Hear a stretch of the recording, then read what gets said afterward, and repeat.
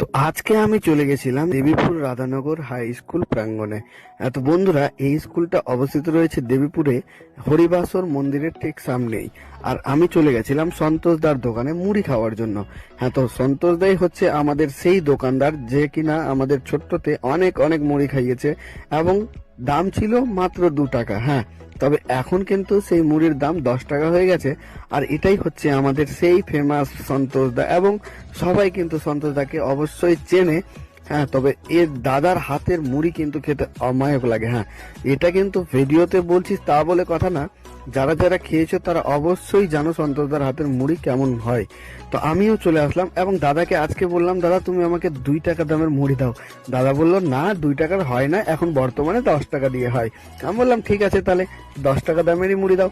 দেখতেই পাচ্ছ আমার জন্য কিন্তু দাদা স্পেশাল ভাবে কিন্তু মুড়ি লাগিয়ে দিল, আর ঝটপট ঝটপট করে লাগিয়ে দিল। আর দেখতেই পাচ্ছ মুড়ির কালারটা কত সুন্দর রয়েছে। তো তোমরা কারা কারা মুড়ি খেয়েছো এই দোকানে অবশ্যই কমেন্টে জানাতে ভুলবে না।